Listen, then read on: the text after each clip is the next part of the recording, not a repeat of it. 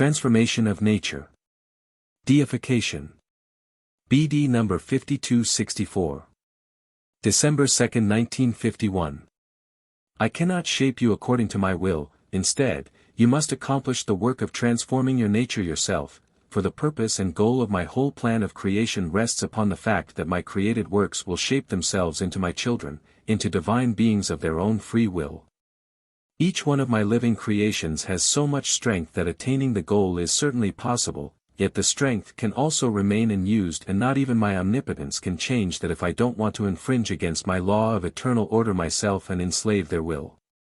You can, if you so want, shape yourselves into gods, into beings like me, who, having completely merged with me, are full of strength and yet think, want and act as blissful individual beings.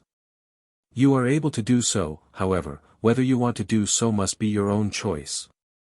Your intentions, thoughts and actions are entirely free in the state of imperfection, but they can develop in any direction.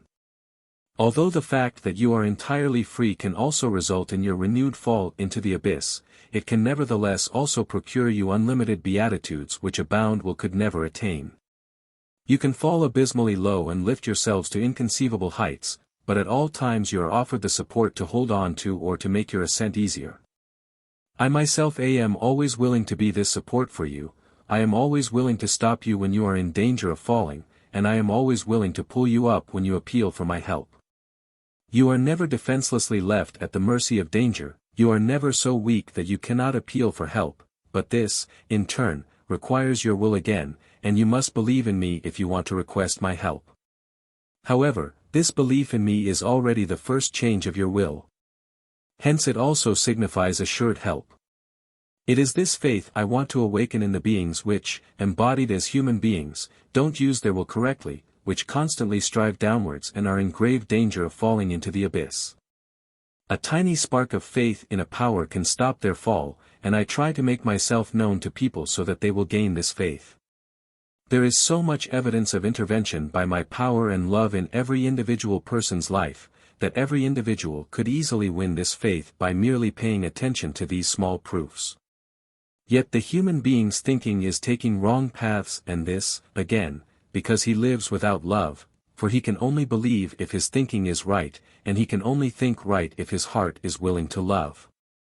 Every person is indeed able to love, except that he himself is the goal of his love, and this love of self has to be changed into love for one's neighbor first before the word love is appropriate, which results in faith. The human being constantly lives in an environment where he can practice neighborly love, yet he will never be forced to do so. Even so, everything depends on whether he kindles love within himself and fans it into a bright flame. Everything depends on it, realization, faith, correct use of his will and eternal bliss.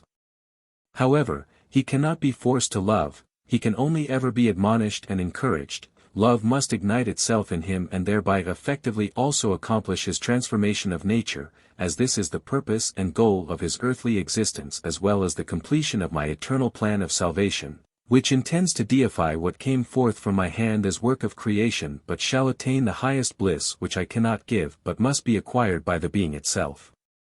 Amen.